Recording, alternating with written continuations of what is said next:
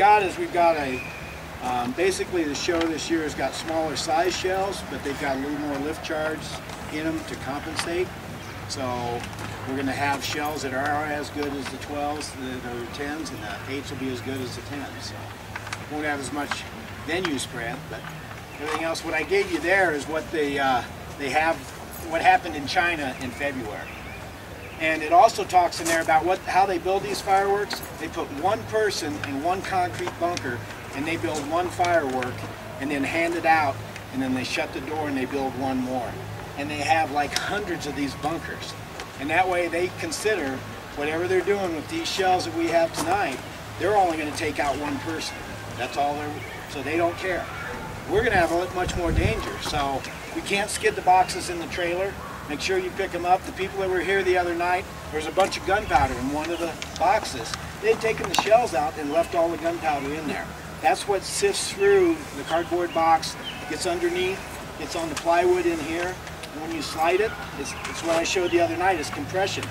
I can't hardly ignite it when it's sitting outside in open air because it has a threshold limit for heat, and the heat generates heat on itself, and that's what causes the explosion. So when you put a cardboard box on it, it's compressed.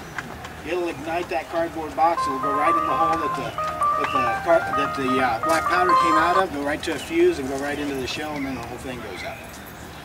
This is about taking your time. This is about being gentle and just taking your time. We don't care if it takes us a half hour or 45 minutes to load the truck and get up there.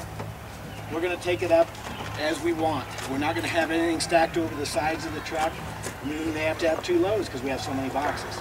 Doesn't matter. Tonight is about safety more than it is about anything. This is our show. We do it for ourselves. We let the public watch. Make it safe for yourself first. That's what we have to do. Because if anything goes wrong, we don't know what can happen, and we don't know what the result's going to be because it's not a science. It's just an explosion. And that explosion can create chains, it can take off fingers, it can take off hands. The fuse itself, if you get it tied around your hand a little bit and just the fuse goes, it'll actually sever your finger from the heat. It's 1500 degrees in the fuse. The shells are a little bit more than that. They can go up to 2100 if they've got copper or magnesium in them. You got any type of heavy metals. Anybody have any questions? You guys dishing out safety